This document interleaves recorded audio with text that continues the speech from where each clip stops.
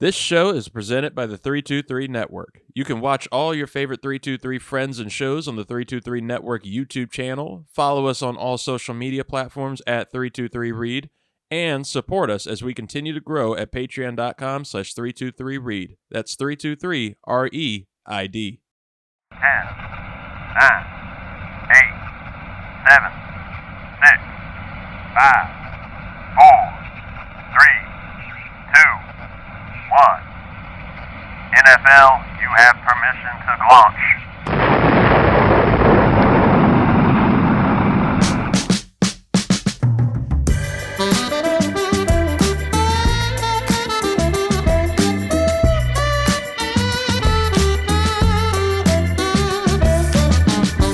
Ladies and gentlemen, welcome to the 323. I am your host, Reid Murphy, joined, as I so often are, by the host of the 323's College Shame Day, Scott Ellia, who really had my back getting that recording down. You got me. I got you. I heard the drums beating. I looked up. I was like, wait a second. We're not recording. Let me hit that button real quick. We're getting back into the swing of things. It's season 4. We're here at the annual. This is the 2024 NFL Glaunch show. We're glaunching it. We're leaning in.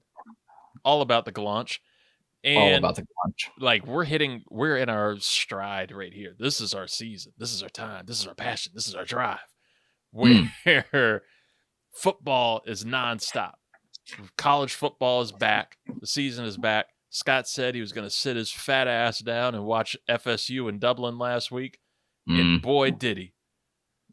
We had Delaware State somehow barely managed to get over to the state of Hawaii to play them. But that's all talk for the 323 College Shame Day. You can go check it out wherever you get podcasts. It's always on our main feed. It is on the 323 Network YouTube page. It has its own area. So go check that out. We will be there every Saturday morning, and Scott is going to give you the goods for college football. But now the pros are back. It's coming. I saw it. That last preseason game, the Commanders-Patriots game, they did a little preview, a little commercial. They're showing all the things. Next Thursday night, we're 11 nights away. Ravens, Chiefs. Then the next night, Friday night NFL action. We're getting Packers Eagles from Sao Paulo, Brazil. Where they're not supposed to wear green, I think, is the legend. Yeah, I guess the report that I had read was the color green is associated with some big gang affiliation down there in Brazil. So what better teams to schedule than your two primarily green teams? While I drink a green soda. Put that down. Time, I know. And then they showed Rams-Lions. I think it was Rams-Lions. Yeah, Rams-Lions is for the Sunday night game. Little Jared Goff and Matt Stafford revenge game. In Detroit. It's happening. And we're not going to talk about Monday Night Football. Yeah, we don't need to talk about Monday Night Football. Who needs that? But what a terrible way to end Labor Day weekend. Oh yeah. But not Labor. No, Labor Day weekend this weekend. That's this weekend. Yeah. No. Sorry, I'm looking forward to my 4-day weekend. We don't need to talk about Monday Night Football because we do need to focus on 4 p.m. Sunday football. That's America's game of the week, except it's not going to be America's game of the week. It's going to be the other game, the second best game, and that is the Washington Commanders at the Tampa Bay Buccaneers, which, if you don't want to listen to, whoever the hell it's going to be, I think Greg Olsen might be on the call for that one, but they might give you like Charles Davis or something. You don't need that.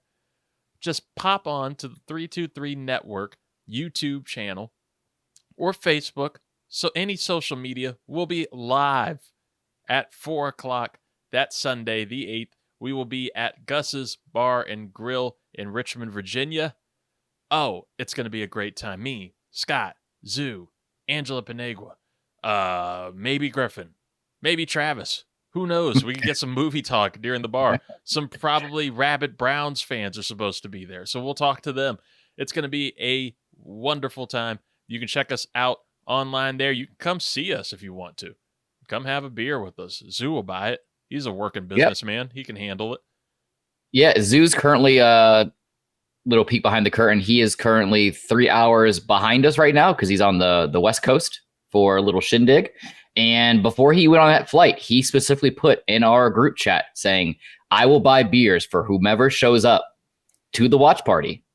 Yeah. And I'm a man of honor, and I do not lie about things like that. You show us. That's him. That's him hitting you up to tell you he's right. Yeah. He said he's there right. There was. You show us you're subscribed. Zoo will buy you a beer. That's all look at that. Pause. Oh, man. Dude, we're going to be getting into so much with this tonight, and we're going to go through, this is a popular show that we do. We're going to go through each division and go division by division, make our picks for who's going to win that division. We'll give you some bold predictions for the season. We will give you our Super Bowl predictions, our early Super Bowl predictions. We might bring back the big old red cup of death. That might come back this year, but we need more helmets, and we need a payoff because we did nothing with it last year. That was more of a... It was a beta prototype. Yeah, we were just it was a dry run. Yeah. Now we know what we can do. We know what we're capable of. So that could be back. But tonight, we're just going through. We're giving you everything you need to know about this NFL season. But before we get into that, Scott, real quick, I randomly flipped on to, and I don't do this often, but now that I'm, somewhere where there's a cable box, I can access a lot more sports freely, and that includes baseball. Baseball is like heavily paywalled on a lot of things for some reason. You can't find Nats games. I like watching a Nats game, even if they're, shitty. They're not really that shitty this year. They're a decent team. There's some star power in there. They're not the White Sox.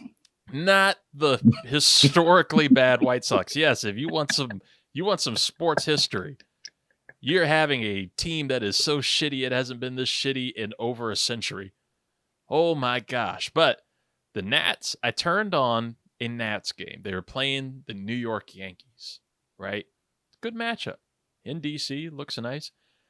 I can't believe that I forgot how good and how massive Aaron Judge is. He was up to bat when I turned on this game. The dude is just dwarfing everything around him. Like, nothing looks legit.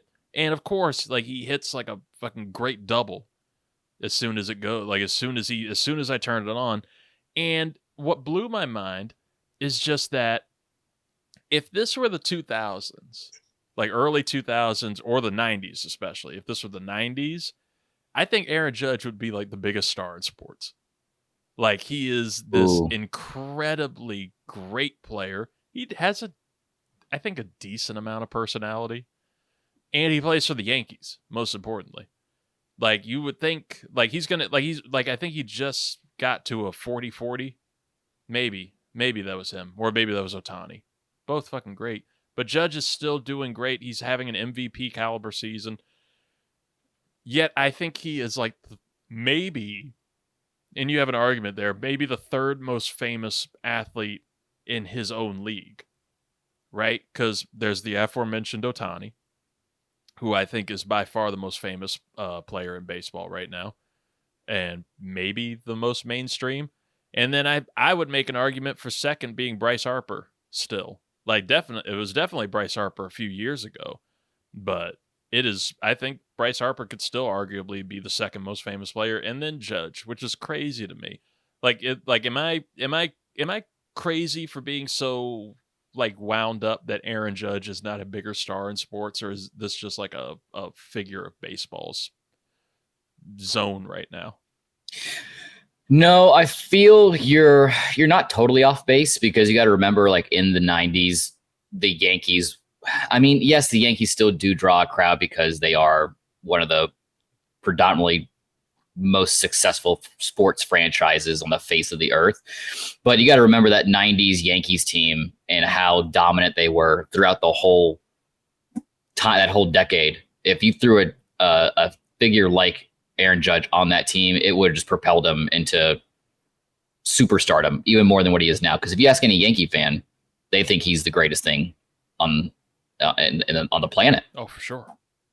Oh, for sure. Yeah, and I mean that's Yankees fans or anybody. They'll say that about Giancarlo Stanton right after they boo him for striking out again. It's it's okay. I just wanted to bring people's eyes.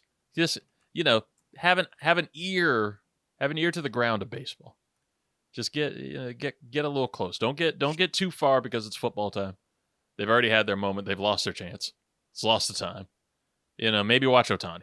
We talked about him already being the most famous. He's the one that's already on the pace. I think he's got the 40-40, but he's on pace for a 50-50 season, which is unheard of. But I also saw a stat that they said Ohtani, having this kind of a season is like Barry Bonds' 11th best season. Ooh. So, weird stats. Baseball's like that. Hey, you want weird stats? We're the guys for it with football. We're gonna love it. We are all on different types of shit, and we are all over the different football storylines, the rule changes, and I wanted to start our Glaunch show. I want to Glaunch the Glaunch show with your feelings, Scott, on the new changes in the league this year. Just some of them include the quote-unquote dynamic kickoff, which is the new kickoff format taken from the XFL, but it was abandoned by the UFL. It may be for good cause. I don't know. Looks sometimes dicey here in the preseason. We have the new tackling rules to help encourage more player safety and eliminate the hip drop tackle. Apparently, there's private equity minority ownership that's being approved, and the only team to fight against it was the Cincinnati Bengals.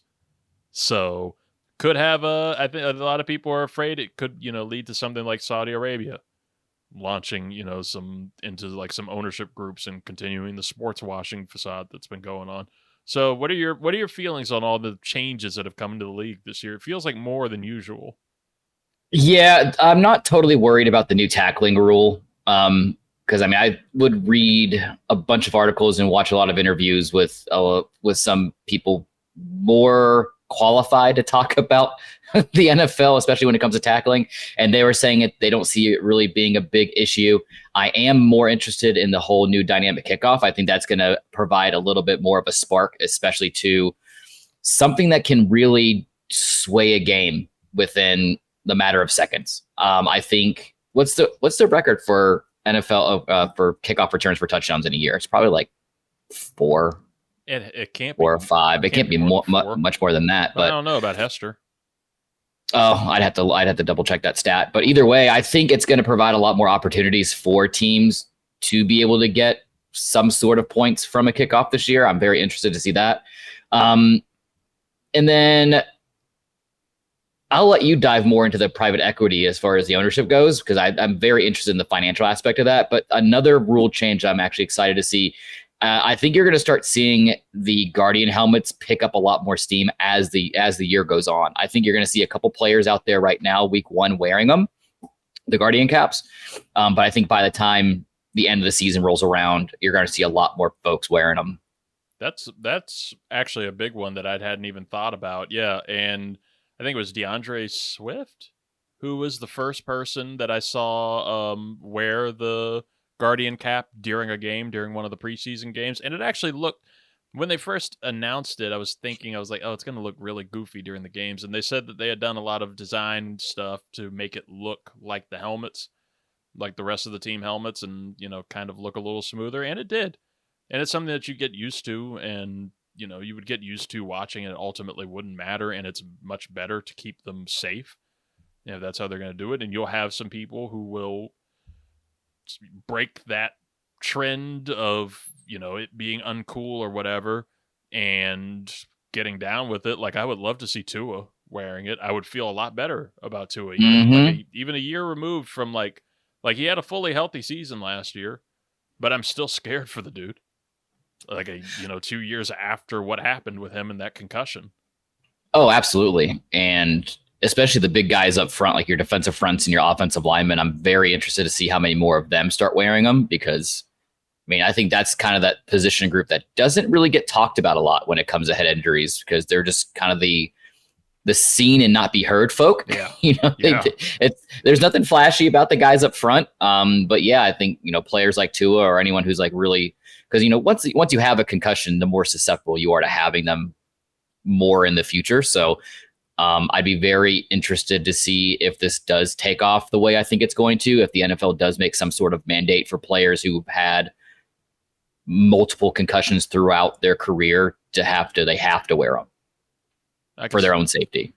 I could see that happening. And just like to close the loop on the record, you were right about, like single season record for kick return touchdowns in a season. It's four kick return touchdowns. That's just kickoffs on that. I think Devin Hester has the overall with 6, including punts. But dynamic kickoff, I'm going to have to see more of it. I am happy if it leads to more kick returns and more exciting moments there during special teams. It's always just such a dead period. It feels like something that you could just skip over, or just the worst hell of it is when it's the shitty kickoff and then immediately to commercial. Yeah. And so now, you're like, you could have left that in the commercial. Why even, I know we have to show it, but why did we have to show it? Right.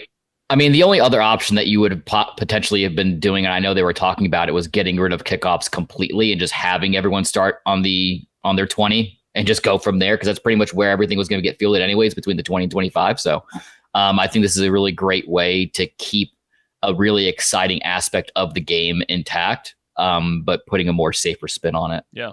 And when it comes to the ownership stuff, I know it's not as interesting to most folk, but I do think that there is a slight tinge of horror to it with the league, and not just horror, but also growth possibilities, because the league is getting bigger every single year. It's growing in terms, it's unstoppable and it's wild. Even with what happened with Damar Hamlin, even what was happening with Colin Kaepernick before that, Tua and the head injury, it doesn't seem to slow anything down with the NFL. Even in the game, they were trying to get the Damar Hamlin game to keep going right after he basically died on field. So, this league is growing. The money is getting bigger and bigger. And so now the ability to buy a team is getting smaller and smaller and smaller, where you have people like Josh Harris. Harris bought the Commanders for $6.1 billion, I think. And it has to be, you have to have 30% of it up front in cash. You got to be able to at least front that up. And now with the private equity ownership, so with the private equity, for anybody that's wondering on that, that can be like a corporate purchase almost. That can be these different corporate groups. That can be these different investment groups, which a lot of times have, been different kind of tech companies or whatever, Vista shit. And then you have different Saudi Arabian partnership groups who come in, and won't dive into all the politics of it tonight, but when it comes down to that, there's a lot of cases of what's called sports washing when it comes to Saudi Arabia and the human rights atrocities that have happened over there, and especially even with journalism and media, where there was an American journalist beheaded over there for covering and not following the rules of that government. And just all these different human rights violations can then kind of get swept under the rug, under the facade of big sports. That a lot of people realized if you've got big sports going, people will forget what's happening. That's where Live Golf came. We talked about that in an episode, and we'll pin that up, that episode with Bradley Harrison. But they had that with Live Golf. They have it with Cristiano Ronaldo and trying to get him. They tried to pay a shit ton of money for Leo Messi to get him there and keep up that all of that going. Slowly, they're creeping into the NBA. And, we have UFC fights in Saudi Arabia constantly where, people in that demo can thrive. Look at the WWE. The WWE has been huge in the Middle East, especially in Saudi Arabia. So it's money talks, and people are going to go where if they can get some more money out of that point, it's just another revenue stream for a lot of these sport franchises. Yeah. And especially the price tag for these players, they aren't getting any cheaper. Right. And this all comes down to, it's also only from minority ownership right now. And that's minority ownership. They're looking at about like 30%, like a 30% stake in a team, which is still a lot of money for how much teams are going to be going now. Like if the Chicago Bears go up for sale, like it's rumored that they could, when their owner, who is 98, she might be 100 now. When she passes, she might not leave it to the kids, might force it as a sale. The Chicago Bears being a legacy team. She's 101. Damn. when that happens, that Bears team, whether they're good or not, because they're such a legacy team, because they are the only NFL team in Chicago, that major of a city, that team will sell for a hell of a lot. I would damn near bet $9-ish billion on that team. I would put an estimate on there around that. The Seattle Seahawks are going to be coming up very soon because it's required in Paul Allen's will that Jody Allen has to sell that team by a certain amount of time. We've creeped up onto that year now so that the proceeds can go to his cancer research foundation and these different scholarships that he was trying to create. She'll have to sell them and the Portland Trailblazers. The Seahawks are going to sell for a lot.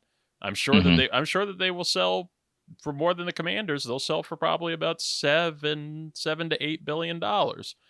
And you don't have a lot of people who can just front that cash right up. You have Jeff Bezos, who will get in at some point. He'll get one of those teams that he wants. But outside of that, it's really hard.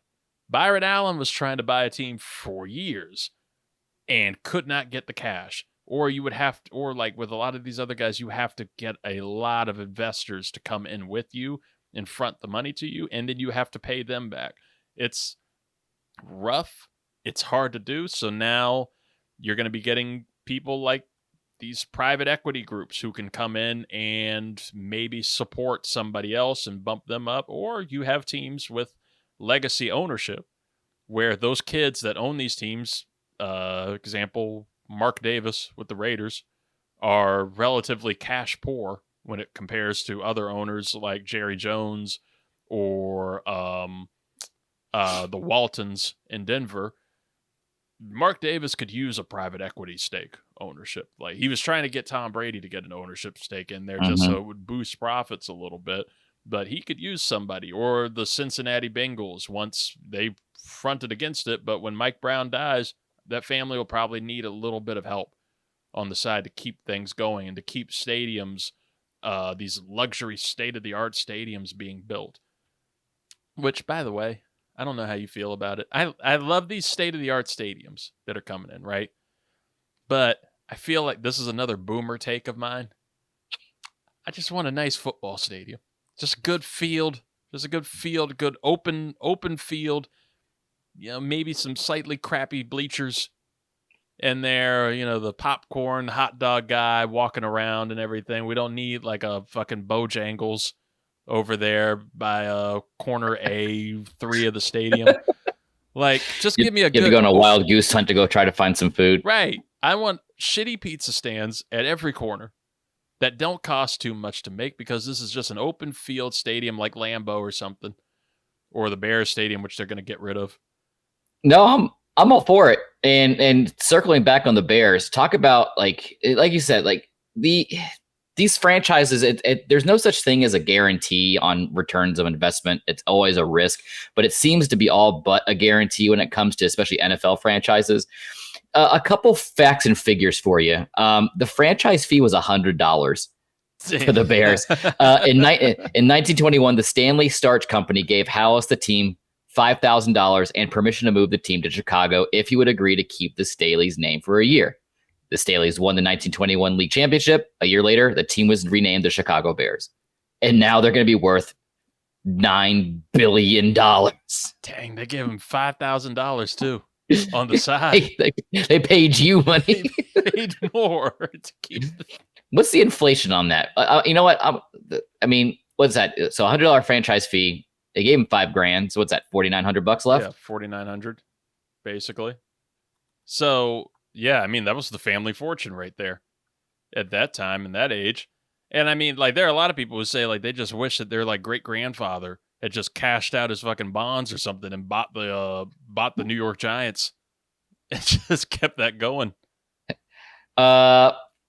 According to this, $4,900 in 1921 is worth $86,103.13 today. That's still pretty good. That's still a big jump to $9 billion, dude. Yeah, that's still a huge great jump. investment, no matter what. Yeah, that paid off.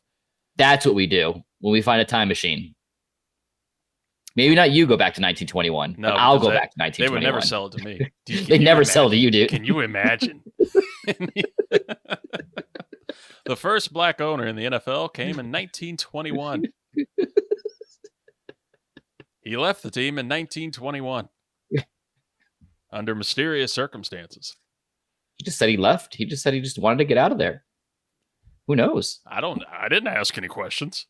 Said Wasn't Jim me. Bob Cooter. Said Jerry Jones, 1950. So continuing on with the Glaunch. So there's plenty that's news, right? That's gone on, and there's stuff that's tangible that we could talk about. But if this is football, this is the NFL, this is Mina Kimes territory that we're talking about. We have to get into bold predictions. Everybody does bold predictions. And last year I made the mistake of saving the bold predictions for the end of the show. We're not doing that. We're not doing that this time because every other time it's honey. It's spoiled throughout the show, these bold predictions. So we're going to do our bold predictions right now. It's Scott and I on it. It's simple. It's easy to keep up with. Luis and Zoo, they'll be doing, Ricks versus Gricks. They're not going to have to worry about keeping up with their bold prediction. They'll throw them in at some other time. Yeah. Zoo actually already had the corner on the Commandalorian. He already has that exclusive, his own little segment that popped up. But Scott, I want to get into the bold predictions right now, and just so they're bold. Just so the people know, this can't be a Super Bowl winner prediction. All right, we're not gonna blow our loads right here at the start. We're just gonna. Now go. He is ready. I'll start with mine, right?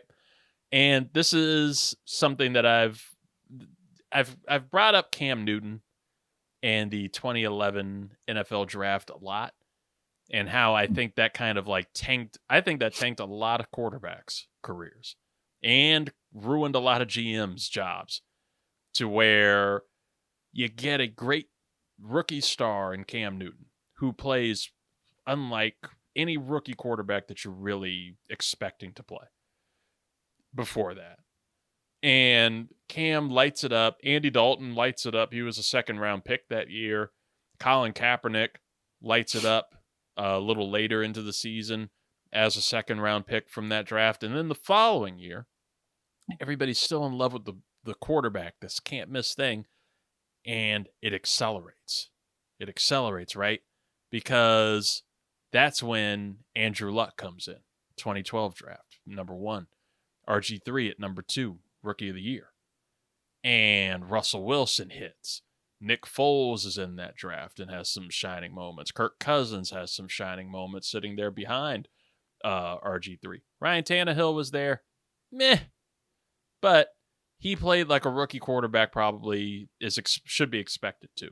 And from then on, we had a lot of drafts where quarterbacks are reached on. It's pretty much from not every draft since, but pretty much you can expect quarterback to go number 1 overall every year, and they're going to have excessively high expectations for them. Tom Brady said he thinks it's an absolute shame and a nightmare that so many teams start rookie quarterbacks. He does not believe that rookie quarterbacks should start the first year. I'm not a big proponent of it, and that's coming from somebody who's a fan of a team that's going to be starting one of these rookie quarterbacks in Jaden Daniels. I prefer a quarterback to be able to sit for a year.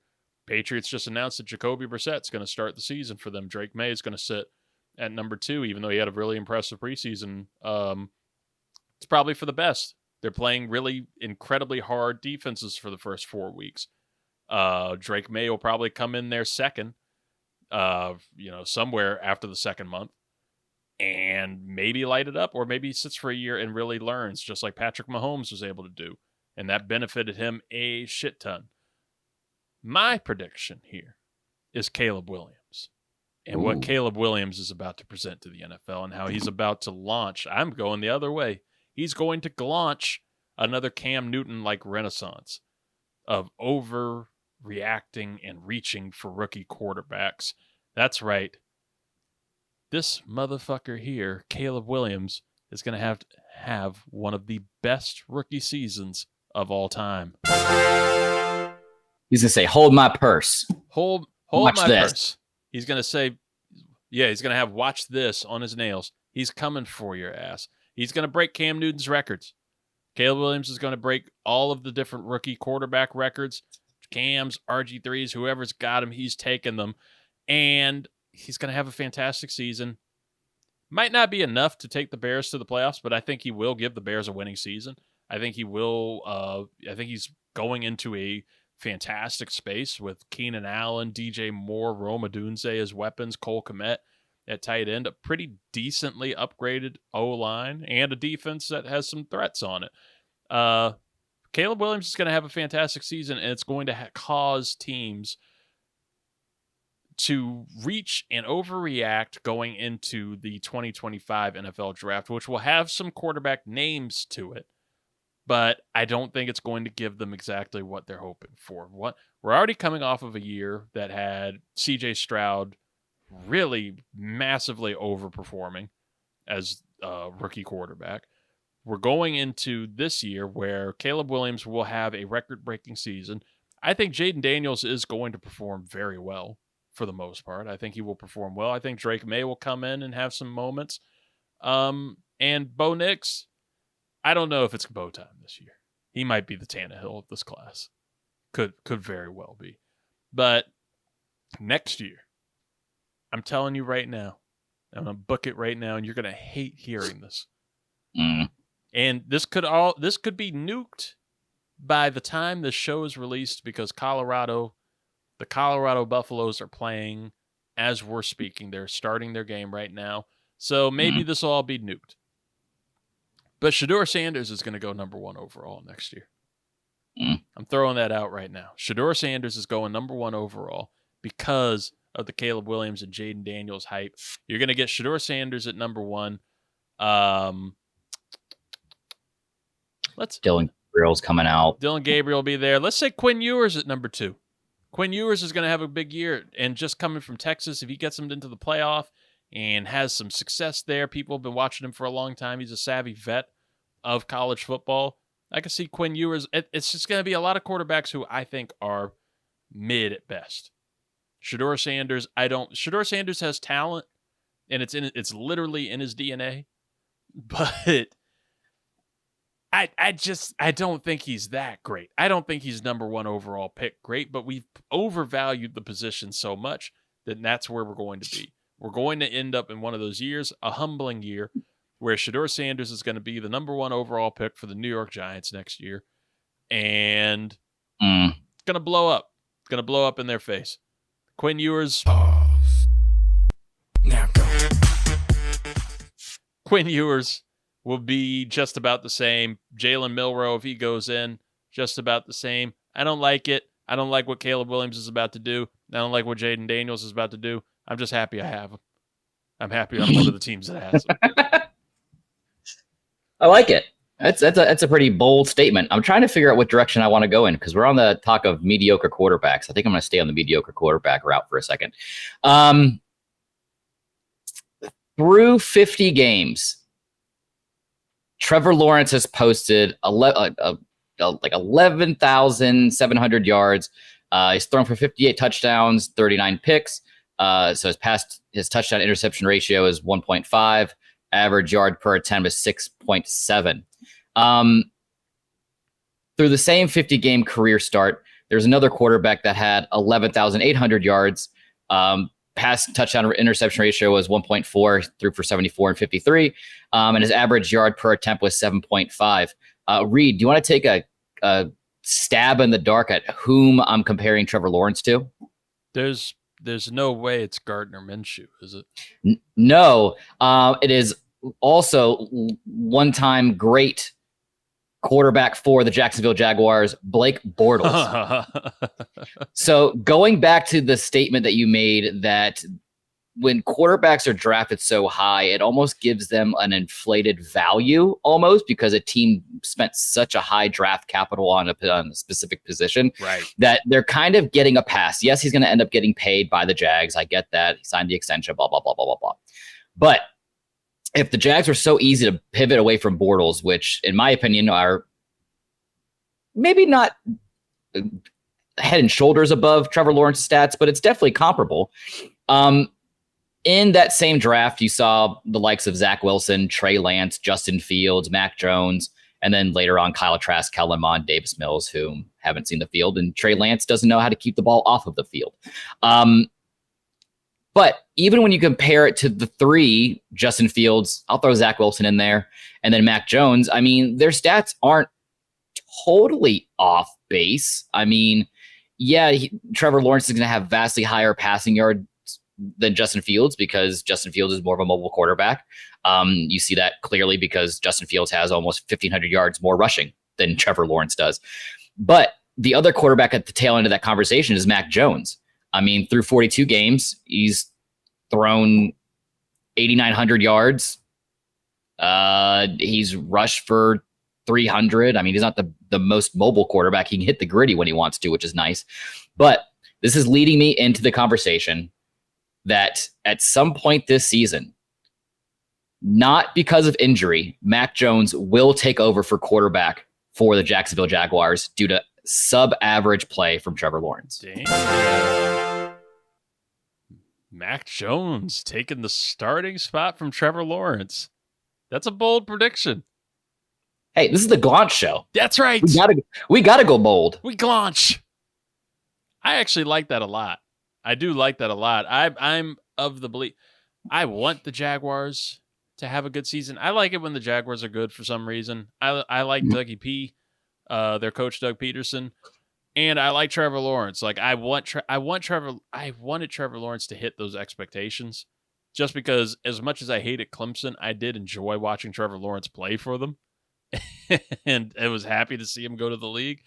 And I feel like he just wound up in the shittiest of situations, and that's a conversation that we can have when we get to talking about the NFC South and Bryce Young and the Panthers and quarterbacks being drafted into these terrible situations. Trevor Lawrence in particular, with a quarterback like Urban Meyer, who was wildly abusive and arrogant and just a destroyer of worlds, did not make it even halfway through the season as their head coach. I think he's just been dealt a bad hand. He can still be a great quarterback at some point, but you're right. The expectations are just this overvaluing that kills these guys. Like Ryan Tannehill had 7 years in Miami. Going back to him, he had 7 years in Miami, but he wasn't like a top 5 pick that year, right? He was drafted 8th overall, so still in the top 10. But he wasn't being looked at as Andrew Luck or Robert Griffin III. This was a dude who was coming off of being a receiver, turned into a quarterback, and because he was like on the what we call the Andy Dalton line, of where you can't tell if he's good or not. like Kirk Cousins took over that for a little while and then got above it, and it became the Ryan Tannehill line officially, where you couldn't tell if he was good, so you had to pay him. His 4th year, his contract year, he threw for like his most yards, 4,214, and like 24 touchdowns, 11 interceptions or something. And then, got paid, fell apart after that. Boom, boom, injury, went to Tennessee and started playing out of his mind. That could happen for Trevor Lawrence, where it's just needs a change of scenery, needs a different situation. And maybe this is the season that starts to launch. Maybe he starts to launch that, but he did just get his extension. So like, could you see them benching him even though they just paid the dude that amount of money? I mean, he's on the books, I think, until what, like 2030? Yes.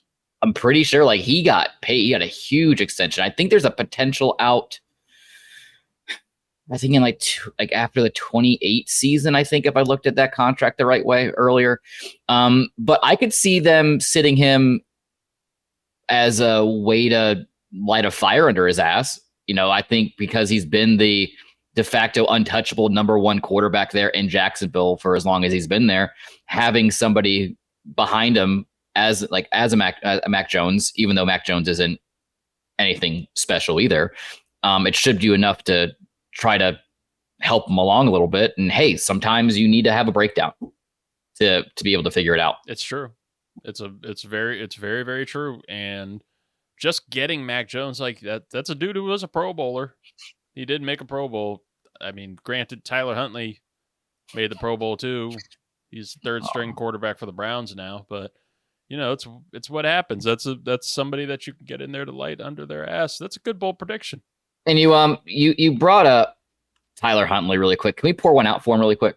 Yeah. Can we take a pause? Can we pour one out for Tyler Huntley? Pour one out for Tyler Huntley. Unfortunately got cut by the Browns, leaving them with 3. Who is it? It's Dorian Thompson-Robinson, Jameis, and Crab Legs, and then Hansy. Yeah. Crab Legs, Hansy, Dorian Thompson-Robinson.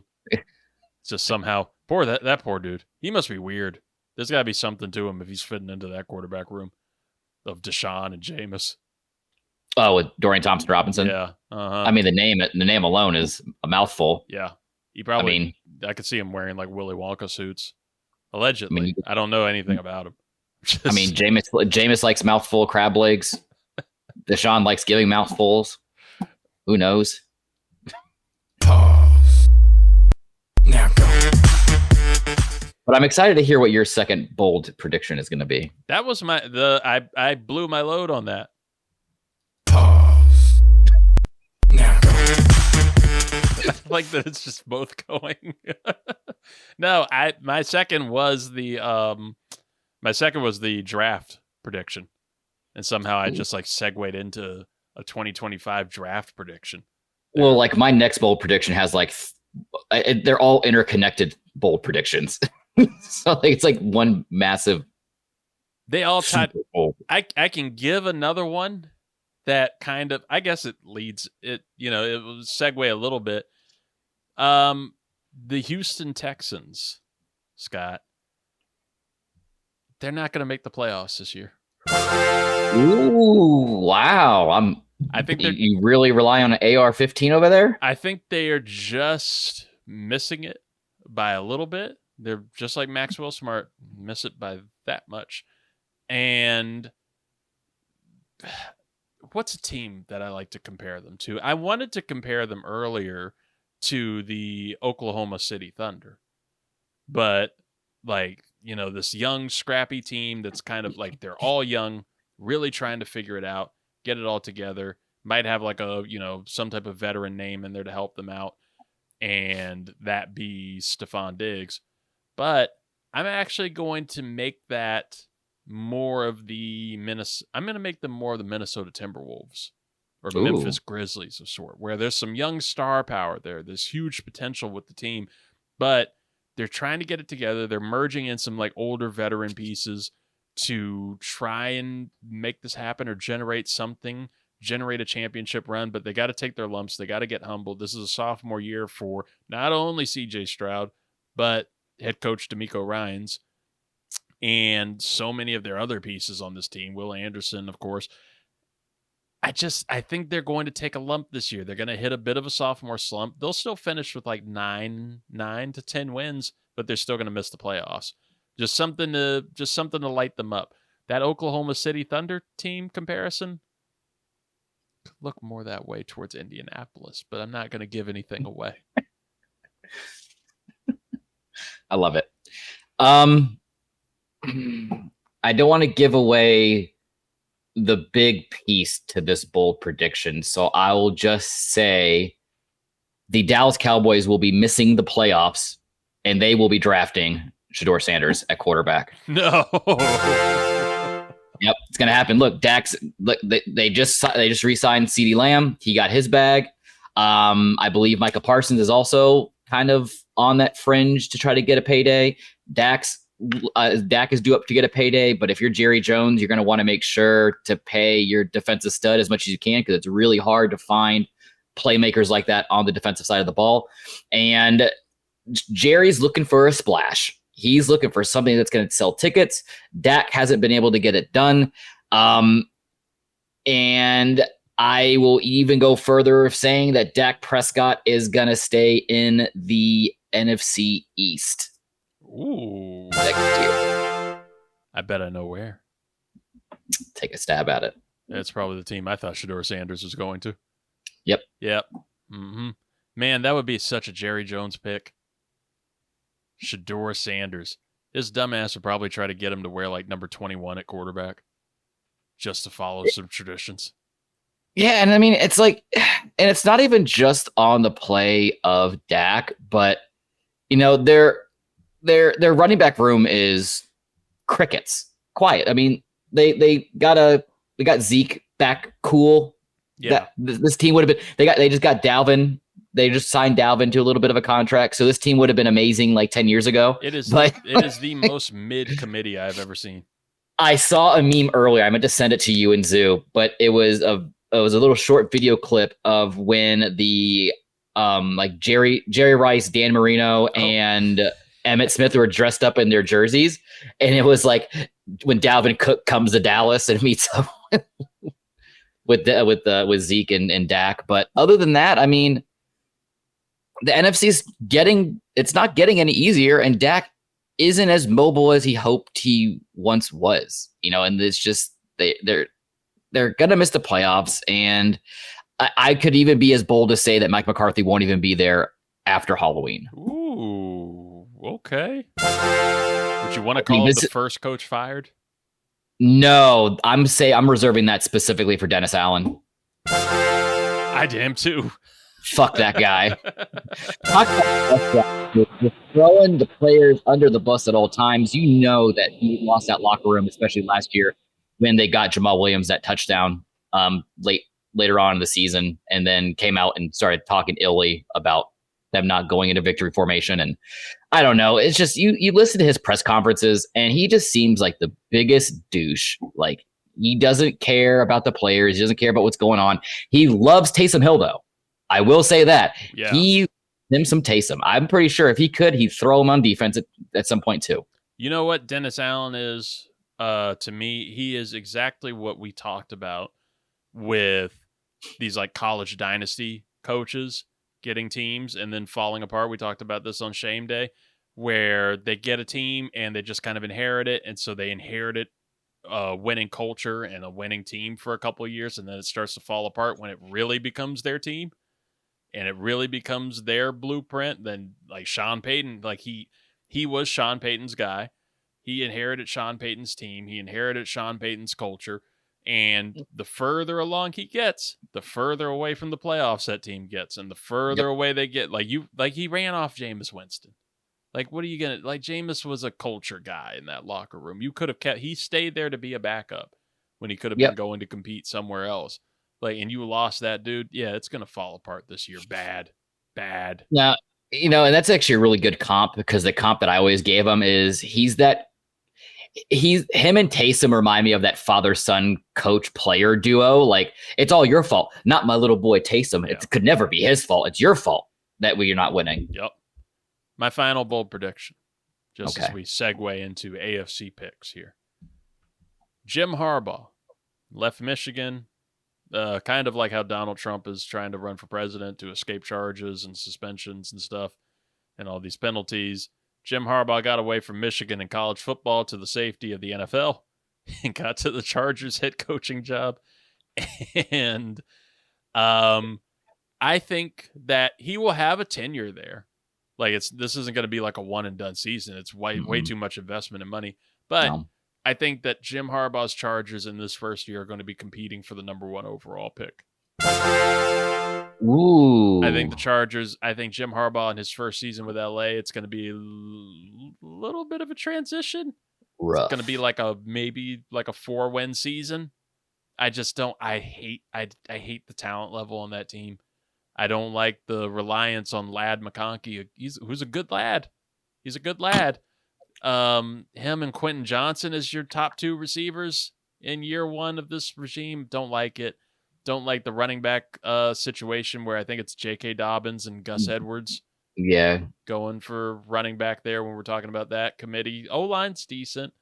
And then the defense, it just feels like it's in this weird place where it doesn't know if it wants to be a rebuild or compete right now. But they also spent so much money and are locked in on so much that they have to kind of keep up with Joey Bosa and Khalil Mack and all these dudes on that defense. Derwin James will be a guiding light. Yeah, I mean, you got Asante Samuel Jr., who's kind of a shining light, young cornerback there. You know what and it wasn't until you said J.K. Dobbins and Gus Edwards, they give me watered down West Coast Baltimore Ravens vibes. Yes, That's what they give me. And you're right, that division is so competitive from top to bottom. It's gonna be difficult to be successful, especially in the first year, and in all but a rebuild mode. I don't know if they might try to deal Justin Herbert and try to get some pieces. Who knows? But I could definitely see them in that top 3 to 5 range. I could see that, and I just hate the idea of trading Justin Herbert. They do have Taylor Heineke though, so they could be they might have the future right there. Oh yeah, 5 years, $80 million. He ain't going nowhere. My apologies to Josh Palmer. That dude was a stud for me in fantasy last year. Not so much DJ Chark. God. Oh my God. Talk about a player that just fizzled out. Denzel Perryman is still there. Are you looking at the Chargers roster? I am. Bud Dupree. He's still playing? He's their starting outside linebacker. Oh my God. Oh, never mind. He's sitting behind Mack or Bosa. Actually, I will do another shout out really quick to 40-year-old. That's right, 40-year-old tight end Mercedes Lewis, who has been playing in the NFL since I was a sophomore in high school. There's no way. Congratulations. He's not playing for somebody this year, is he? He sure is. Who? He's playing for the he signed. Didn't he resign with? He's playing with the Bears. Oh my God. He'll play for till the end of time. I'm shocked he's not with the Jets.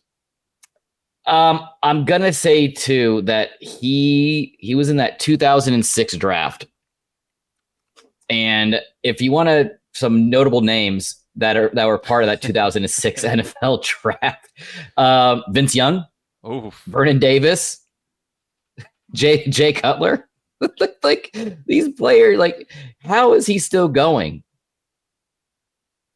He must hate his family. I'm just going to say it. Just going to throw that out there. He does not want to be around them. Devin Hester had his whole career and got inducted into the Hall of Fame before he's even out.